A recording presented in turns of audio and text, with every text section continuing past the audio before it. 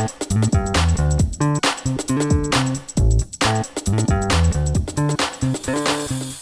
everybody, welcome back to another episode of Your Property Podcast. My name is Michelle Kearns and with us today we've got Raj Bhatt. Hi Raj, how's it going? Yes, very well. Michelle, how are you? I'm great, thank you. It's great to have you on, and you're going to be talking to us today about your property journey, your portfolio. You've got lots of different strategies within your portfolio, which is, I always find interesting and reassuring because I've got lots in mine. It's great to have, one strategy that people can really focus on, but also I think it can really work when people have got a diversified portfolio. So we're going to dive into that as well. But do you want to just talk to us about, give us a quick overview about yourself and then we can get stuck in. Yeah, sure. Thank you very much for the warm intro, Michelle. So as Michelle said, my name's Raj Bhatt. I'm London based. So born and bred in London, married for coming up 20 years this year, actually. So 20 years married, got two young children. So Dylan and Neve. So my son is 10 and my daughter's just turned 9, actually. So 18 months between them. Live in London. So my background before property, just a very brief overview without sort of boring you, but sort of university in Birmingham, corporate job in London, Monday to Friday, sort of IT financial services primarily, 9 to 5, etc. I started my property journey probably in parallel to working full time as a project manager, effectively. Back in 2005. So 2005 was obviously a big year for me. I got married same year. I bought my first property that year, and I'm also a diehard Liverpool fan, and we won our first Champions League trophy in my lifetime, or I don't say in my lifetime, sort of when I was of age in that same year. So it's a big year, milestone for me. And I started out pretty much in buy-to-lets, like most other property investors. Bought one close to where I live. And then it's just kind of snowballed from there, really. Sort of, built up a small portfolio of buy-to-lets. And over the years, I've sort of expanded into commercial to residential. We've done new build developments. We've done property trading. We've done HMOs. And to where I'm at today in terms of what I'm focusing at the moment. So length and breadth of all different strategies over the years. I've sort of seen 2 financial crashes in that time. We've seen interest rates go to virtually zero for a 12-month stint, and sort of either side of it, sort of back to where we are at the moment, sort of 4-5%. So yeah, wealth of experience, lots to share and talk about, really. Okay, well, let's dive in. So, a lot has changed, as you said, within the property industry and interest rates circling back again. Your strategies have been quite diverse. And do you think that's because you've kind of started with one strategy and then become more advanced and gone to more complex strategies? Or is it a case of there's just different opportunities that have come up along the way? Yeah, I think I'll probably follow the typical sort of property triangle, if you like, where I've started at the bottom with buy-to-let, sort of built up my experience on those, sort of made all the mistakes typical sort of property investors and landlords do in the early stages. And then I think around sort of 20, so I built up about 3 or 4 buy-to-let close to where I live from 2005 up until 2013. Then I went through sort of some property training with a mentor and spent a small fortune on that around 2013. And bear in mind, I'm sort of London based, so born and bred in London. My wife's from Leicester, and we've got extended family up there. But never really thought of investing north of Watford. For me, it was all alien. Thought, no, can't invest up there. It's only when I did that training back in 2013 and my mentor, sort of Danny Inman, and it just opened my eyes up. And we went through like the training HMOs, distressed properties, creative finance, that sort of thing. And that opened my eyes up to more towns and cities across the UK. And I suppose the strategy at the time was HMOs, sort of 2013, 2014. And I started investing up near Liverpool, Warrington. And that became my sort of patch, really. And just started to heavily invest and aggressively invest in HMOs in that area. That got me probably to the point of financial freedom. It's sort of coined as financial freedom back then. Within 2 years, I managed to build up sufficient HMOs to become financially free, and that's what I kind of focused on. And then sort of did a bit of a pause because obviously you built up debt. And you just need to act when you're acquiring so much property. You probably don't, I certainly didn't think about the operational side of it, in that trying to systemize it, and then all of a sudden you've got sort of a handful of tenants you've just 10 times, 20 times the number of tenants. You're like, oh my gosh, right, you need to sort of look at the operational side of it. And so aggressively built, and then sort of paused just to try and build out those systems and processes. And then, yeah, I guess as a person, I've come to realize I get bored very quickly. So I've done what I did in terms of HMOs there, and I wanted a new challenge. So from there, I moved into that sort of Cheshire area. I moved down into sort of Sheffield, Doncaster, and I started to do HMOs there. And partly because A, I wanted a new challenge, but B, I'd learned HMOs, but I wanted to apply that in a different area, different part of the different town city. So I went there, and again, just replicated what we did with the HMOs. And then I started to look at slightly bigger HMOs, 12, 15 bed HMOs. And those are sort of subject to planning type deals. Some went well, some didn't go as well. We didn't get planning, and you go through the whole cycle of trying to appeal it. We went to planning committee, got rejected. So you're starting to, we didn't buy the property, it was just subject to planning, but there's still sort of fees that you need to pay to solicitors, etc., planning consultants, etc. And then I've sort of delved into sort of commercial to residential conversions there, sort of blocks of flats, that sort of thing, which went well, which went great. And I still continue to do that today. And then one of my sort of aspirations was to start to look a bit further down south to do a London-based development, and that came to fruition sort of probably about 2017, 2018 sort of thing. Started to look at some of those. So we did one in Finchley, a London-based £2 million GDV, 4 flats, 2 bed, 2 bathroom. Went very well. Learned a whole bunch of learning curves in that as well. And then we started to do new builds. So I've done some new build bungalows in Luton, and then sort of COVID kicked in, and literally, I think that Finchley development, we sold them. We registered with Homes England. We sold them off all on Help to Buy. COVID kicked in. I sold the last unit just before the COVID, March 21, I think it was. And my Homes England allocation was completing on the 1st of March. And I think we completed on that. Sold it, I think 30th or 31st of March. Had it gone over, COVID was just taking hold, so it's pretty much a freeze for 6 months. And obviously, at the developer, your profits are always in the last unit. So then I took a bit of a pause for about 6 months. Didn't really do much. I just had to take stock. I was about to press the button on a few other similar sized developments, but I just took a step back because we didn't know what the market was, where it was going to go. So I did that. Just sort of thought, where am I? Where's the market going, etc. And I then sort of delved into property trading, where just buying and selling. Quick acquisitions, sort of buy, sell, or buy, refurb, sell.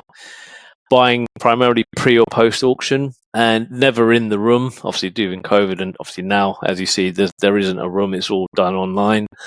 But it's either pre or post auction, and buy. Some cases we'll just buy and sell. Some cases we'll just buy, refurb, sell. But that was across England, so we were doing stuff all over the country. We'd from Stoke-on-Trent, we did something in Peterborough and Sleaford, in Fulham, down in London, all over the country, Birkenhead. In these, obviously, I've been trained to buy. You look at the property and you go, this was all, not even looking at it. It was just desktop analysis, look at the price. So I did about a dozen of those transactions over COVID and actually enjoyed it. I've always been sort of a person to build the portfolio, never sold anything apart from developments. But that kind of got me thinking to the other side of it, where you're making quick money.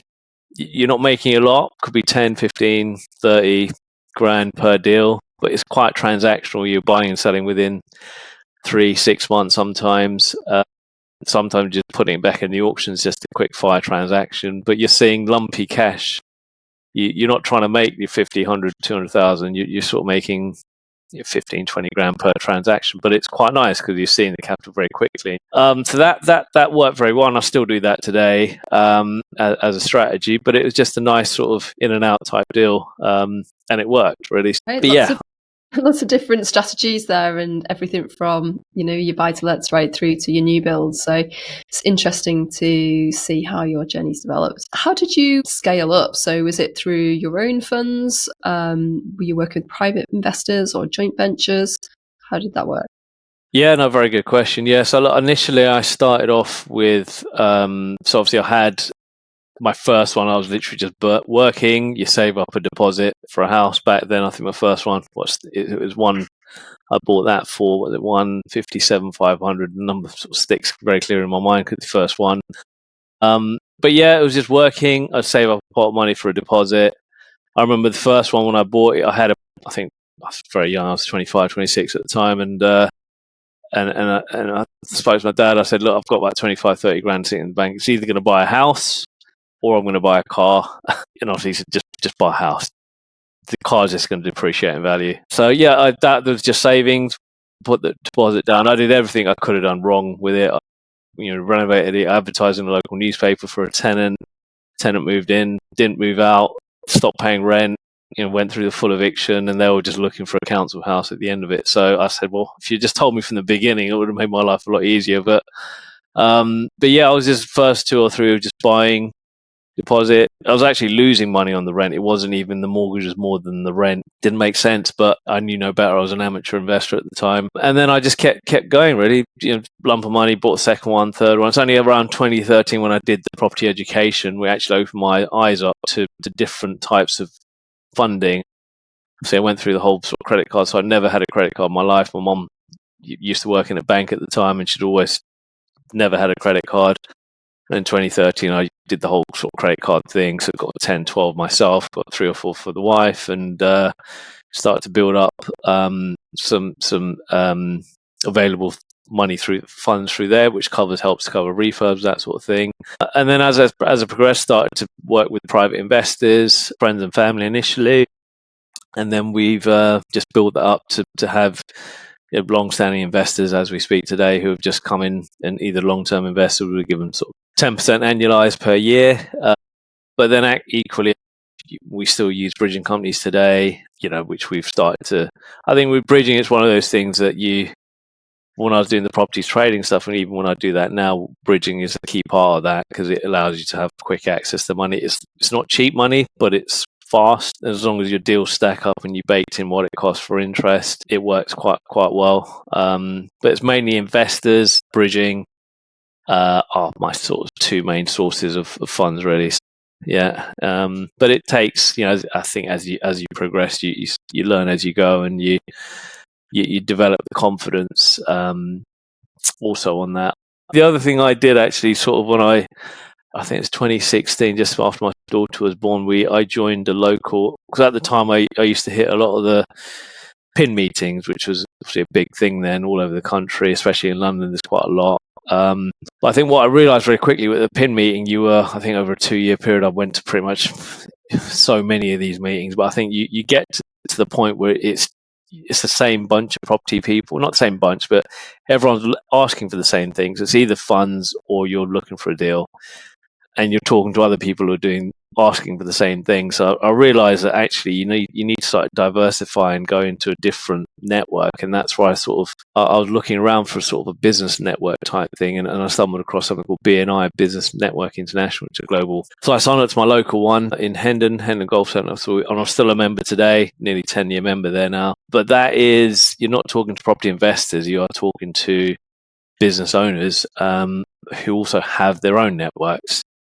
And through there, I've managed to source a lot. I don't need a lot of deals, but some very good deals from there. But then also I've managed to source some good high quality investors as well, which become repeat investors. And it's the kind of organization where you've got to know, like, and trust. You've got to show up every week. So, your reputation is at stake, really. So you've got to kind of do what you say you're going to do.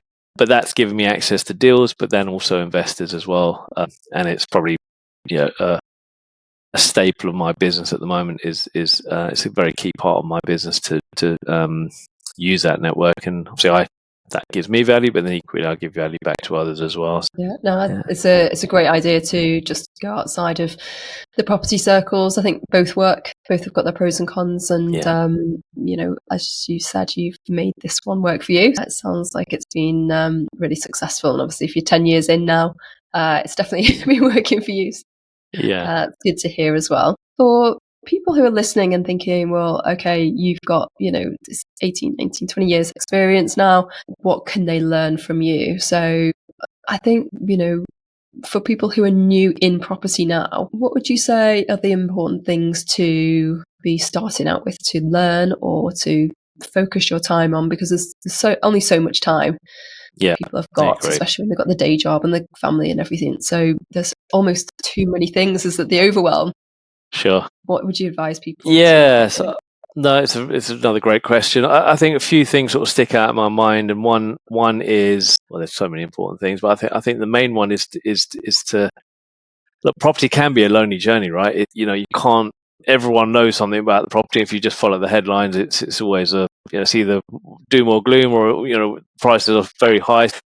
You need to be part of some sort of network. You need to have the right support network around you, because it is a very lonely journey, and I can't talk to a lot of my friends and family about school friends. Yes, I'm good to have a meal or have a drink and have a joke and laugh. It is a lot of graft, which a lot of people don't see. Unless you're a property investor yourself, you are pretty much on a daily basis at the moment. I'm fighting with lenders or valuers or solicitors to get things moving, and you're having to push and drive like any other business owner. But I think the golden rule for me would be that, like, you need, number one, you need make your money when you buy. Right, meaning that whatever strategy it is, be it buy-to-lets, HMOs, developments, whatever it is, do your appraisal. Doesn't matter where the deal's coming in from, whether it be from a network, a source, or whatever. Do your own numbers, do your own diligence, have your spreadsheets ready. So when a deal comes in, have a process where you can do your numbers up front, and just, whatever that figure is, it works. That's the offer price, right? Have a very unemotional relationship with that. In that a deal comes in, that's your address. Do your appraisals, do your desktop research, speak to local agents, understand what the market is. What is it you're trying to do? What's your exit on there? Is it a flip? Make sure you've got two exits. If you're trying to do buy and sell, or buy, renovate, sell, clear exit is flip. Second exit, does it work as a rental? Both exits need to stack up, and you need to make sure you've done your numbers on that. Ultimately, that will be my number one, is that you make your money when you buy. Respective what that number, if the property's up for 100 grand, if the numbers work at you at 70, then 70 is your offer. If you want to tweak it a little bit, don't try and force the numbers too much. You try and make a deal work, you get emotionally attached to it, you look at the end thing, you think, yes, I want to see that, I want to put that on my Instagram, whatever. But you can't force the number. The numbers are what they are. One of my mentors told me, look, you have an offer database.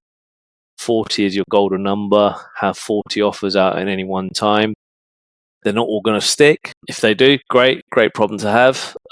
But in reality, it's not the case, right? But make your money when you buy will be my first one. And then secondly, I want people say sort of, the money comes to the deal. And it is true, because if the numbers stack for the deal, don't get too caught up on how you're going to fund it. Yes, have some ideas. Investors, always be talking, as a property investor, two golden things on my business. One is to find deals, and the other is to find investors, and they work hand in hand. But I'm never trying to always keep the investor track going, daily, weekly, monthly. I'm a strong advocate of some books that spring to mind, sort of Atomic Habits and James Clear and Slight Edge, Jeff Olson. These books I live by. They're on repeat.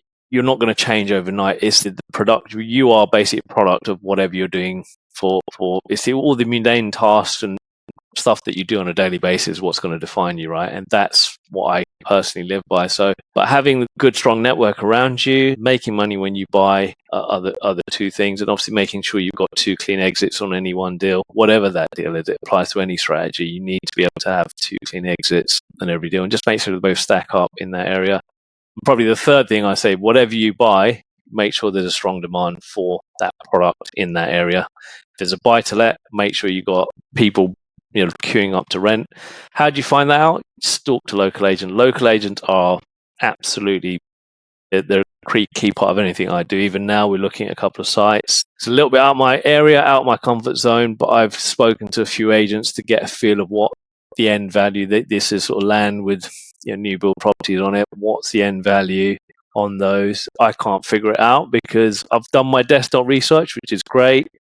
I need local agents who've got their sort of finger on the pulse in today's market, what's selling, what's not selling. And I've had a couple of good conversations already, which came to me last week. I've done my desktop research, scratching my head, not an area close to me. All right, I need local advice. I need people in the local area that can tell me. And they're coming back to me now, either going to tell me, look, what you're talking is absolute crap, which is fine, I don't mind that, or actually, Raj, you've just crystallized what I've been thinking is what you're saying. Okay, fine, in that case, I wasn't that far off what I thought it would be.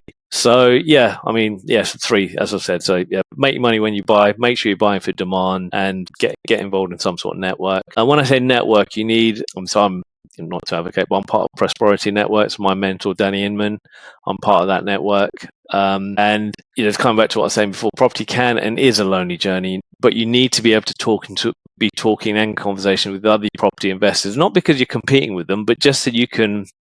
Sometimes you're going to have a crap day or a crap week or whatever it is, but you need to be able to sort of bounce that off other people who have perhaps just done that recently, or you're going through it in the future, and they might be able to give you bits of nuggets of information. Think, okay, fine, right, I didn't think of that. Or vice versa, you can share your experience with them, and you might be able to improve their life in some way. But I definitely think having a network around you it is so important. It's invaluable to what I do, and if you're an investor as well. So, I'm sure you concur with that as well. But those are sort of a few bits of advice. There's probably a whole list I can give you, but sort of things that stick out on top of my mind, anyways. Yeah, no, it's great to have those things, even the ones just jump out in your mind. You mentioned about some books like Edge and Atomic Habits there. So what habits have set you up for success? All right, now you put me on the stop. So I think, look, I think what I've come to realize is the systems and processes are key, right? You need to, and I'm still developing, I'm still learning today, but I think what I've come to realize is that it's the mundane stuff, because, like any investor, there's 3 or 4 key roles or areas that I need to focus on. I can't do all on my own. So I've got a team now of VAs and people who support me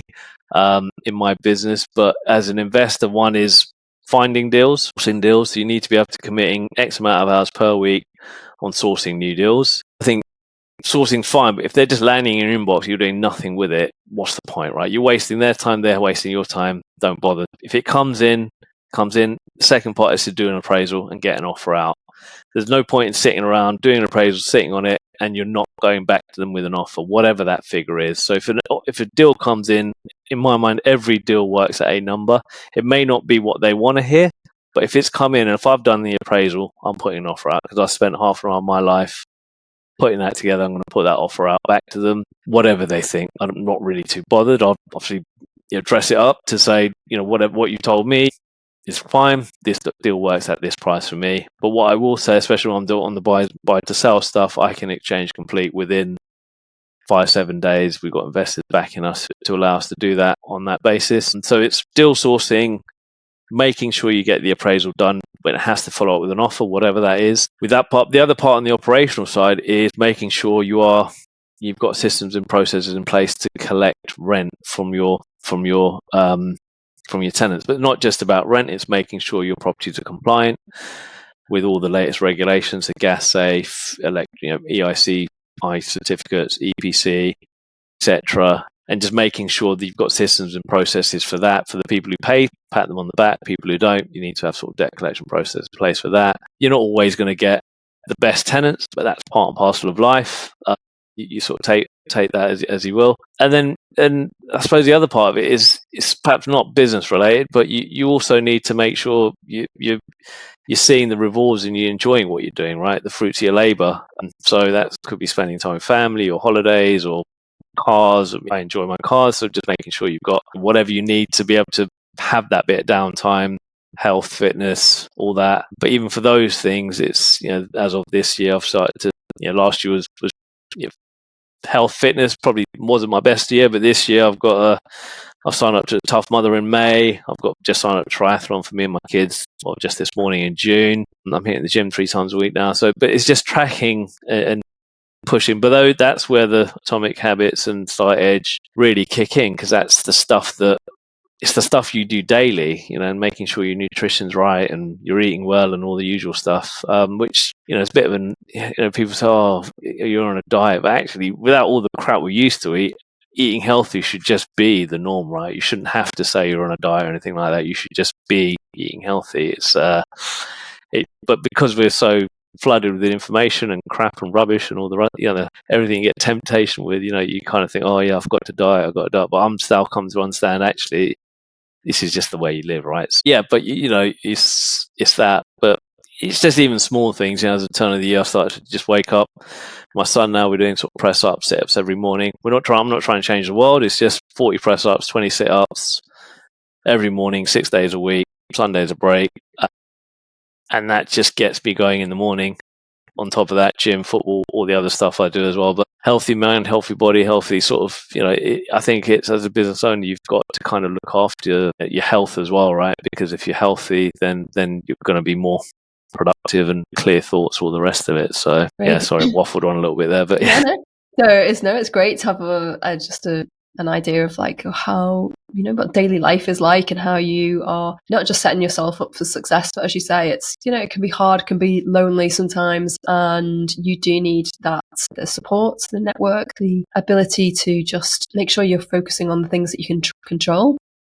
So, because, like if it was easy, everyone would be doing it, of course. So there's going to be challenges along the way. So, you've made it sound very, very aspirational. It's like very easy, but I understand that we're trying to, fit 20 years into 20 minutes here.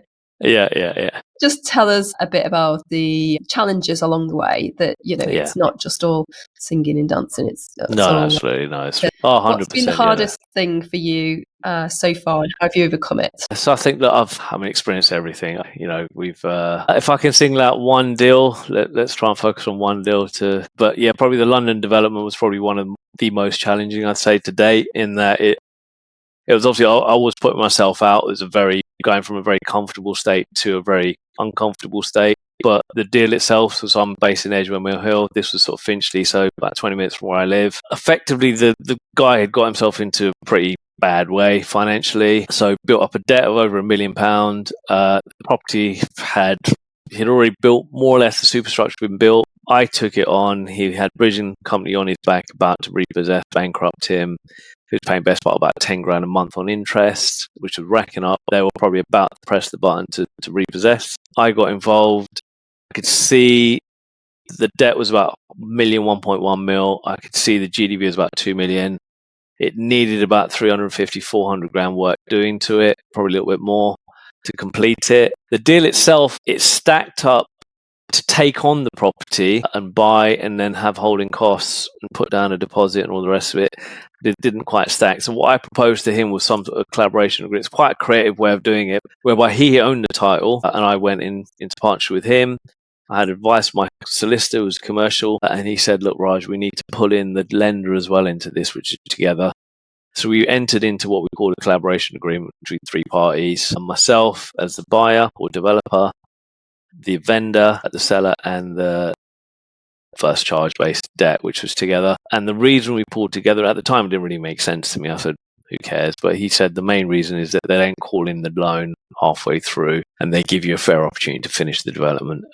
In hindsight, was the best thing, and his advice was well received. So we entered into that. And from day one, I mean, if you looked at the building, it already looked like it was there. What was built in what physical structure in front of me didn't match the drawings, so which would miss on my part, architect's part. And what had happened was the roof structure was slightly different to what was on the drawing. So straight away, I was off the bat, need to fix that. So that cost me best part 50 grand just to fix the roof, which is unforeseen costs. So we had to go through Barnet Council planning application, but they had what worked in my favour. They had, I don't think I've ever seen another council do it, but they had something called accelerated planning, so you can get a planning decision which would normally take 8, 10, 12, 14 weeks. You'd get it within 2 weeks and you pay a bit more money for it. So we paid the extra money. And the reason I needed a quick decision, because I needed to know, will they accept a retrospective planning application to what was there, or am I going to have to do the work to get it down? They refused what I proposed and they said, no, you need to take it back down to what was on the original drawing. So that was that. They had, everything that wouldn't say could have gone wrong. I was servicing a debt at 10 grand a month, which was rolled up. So just the debt itself was which I knew about when I went in, but time was of essence. I had to get in and out of the building quickly. Halfway through the project, or third month in, the vendor came up and said, oh, we've got undeclared third-party debt we owe, 150 grand to funding. So therefore, I kind of took it on the chin. I thought, who cares? Doesn't bother me. Get on with it, I'm not bothered. Spoke to my solicitor and he said, well, hang on, it does bother you. I'm like, how? He said, right, they still own the title. I said, yeah, but it's not asset backed. He's only got a personal guarantee. He goes, yeah, but what they'll do is make your life, because his name's on this title, they can go after the personal debt and any asset he owns.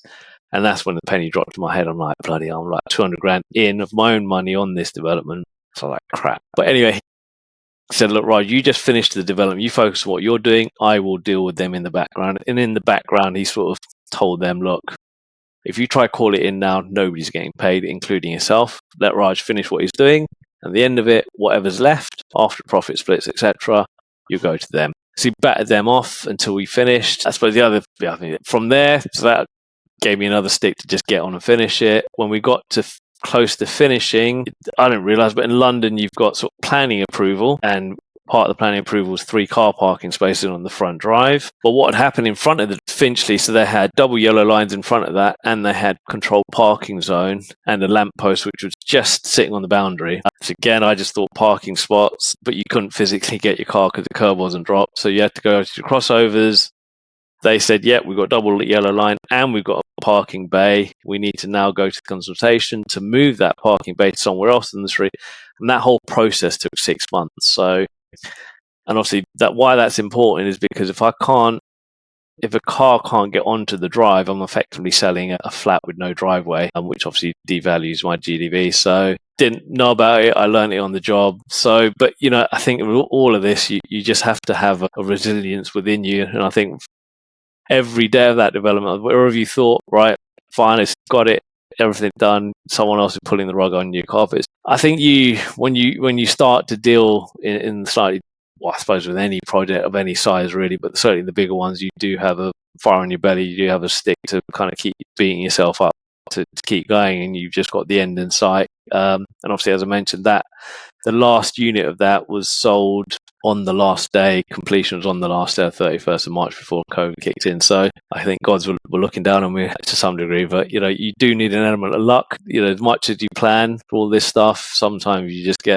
getting whacked left, right, and centre. So it's you do have to have a thick skin. It's not easy, but I suppose, as I mentioned, I think the things that got me through was really having the right team around you. So the solicitor for me was massive in terms of setting the agreement up correctly, dealing with the unsecured debt. He was very experienced in what he was doing, and everything I talked to him, he was just unfazed about it. So obviously my mentor, having that ability just to talk and soundboard on a quick WhatsApp message, what about this, what about that? Because ultimately, you don't know everything, and you do need to have people you can bounce off. I had some very understanding investors in there as well, so a lot of it was funding through private investor, angel investment sort of thing. So it's just making sure all that stuff sort of it comes together, and you can call your favors when you need to, really. So, but yeah, look, I mean, property is not for the faint-hearted. You do need to sort of be able to say it's not for the faint-hearted at all.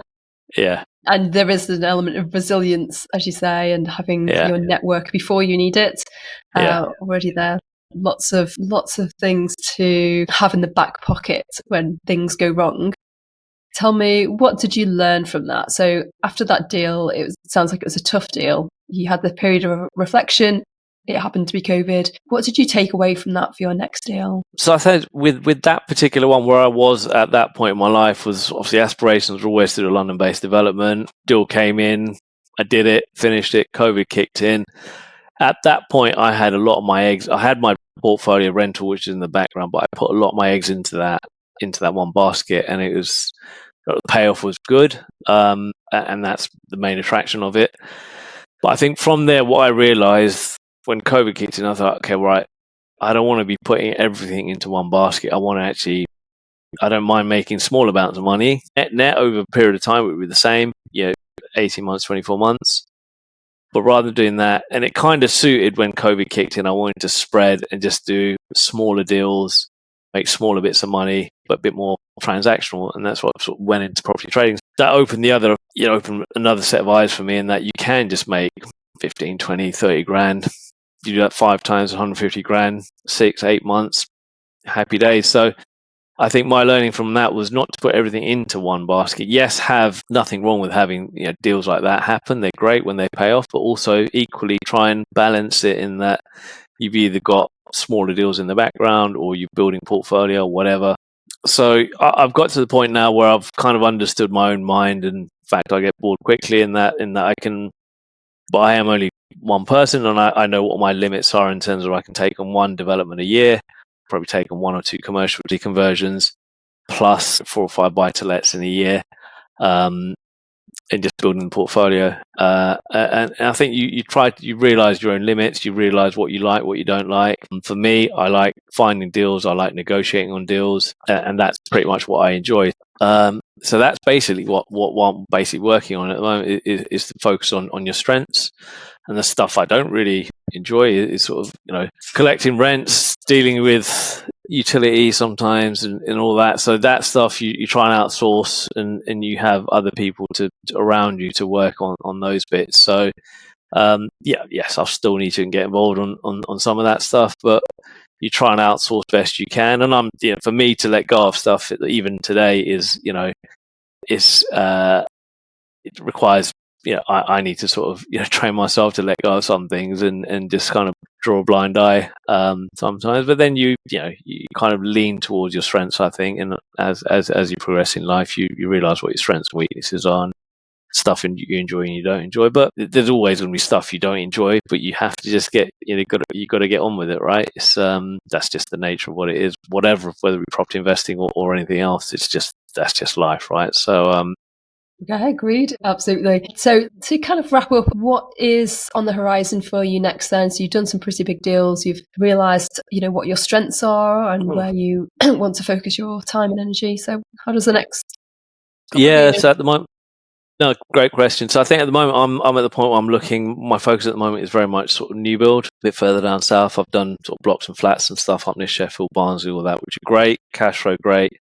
You don't get the GDVs as much as you would typically. So my focus at the moment is very much sort of new build type projects. So as I mentioned, we've got experience in that space. We've got a clean site with planning, clean set of conditions. So at the moment, I'm actively looking for that. I'm also disposing of a lot of my HMOs this year as well, or just because they served a purpose back sort of 10 years ago. But it served its purpose to get me to financial freedom. But I'm looking to actually just free that cash up to build out different parts of the portfolio, pretty much more southern based. Yeah, more sort of developments, new build, commercial to resi is my focus at the moment. And there's also a little bit more focusing London centric or within M25 or surrounding areas, really, just because the GDVs are really down here. So where you're looking to make, whether you do a new build down here or further up north, whatever, pound per square foot is obviously a bit more bang for your buck down here. So, and that's close to where I live. I think over the years I've been further afield up near Liverpool, so that's really what I'm looking at. So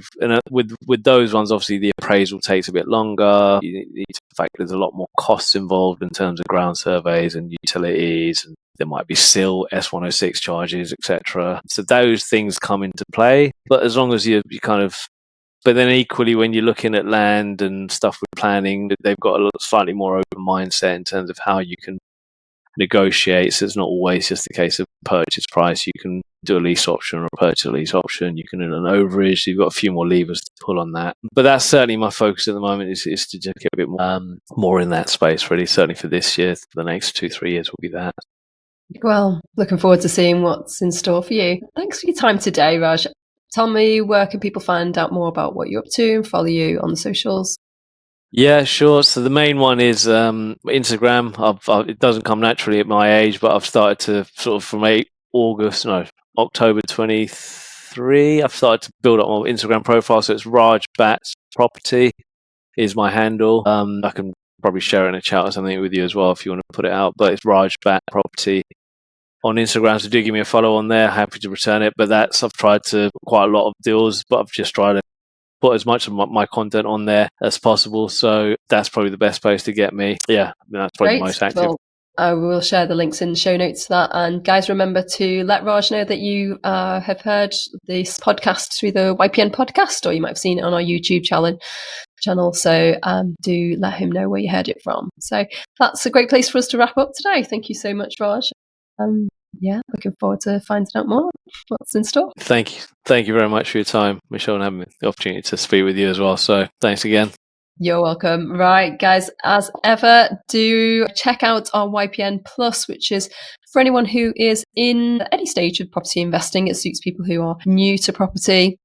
as well as people who are more established. We have obviously not only got the magazine included, but we've got live sessions every Monday. We've got coaching, deal clinics, networking, and lots more, including lots of extra training as well. So do check that out. It's free for 28 days if you're not yet a member, and then $23.95 a month after that. So look forward to seeing you in those groups. And that's all for me today.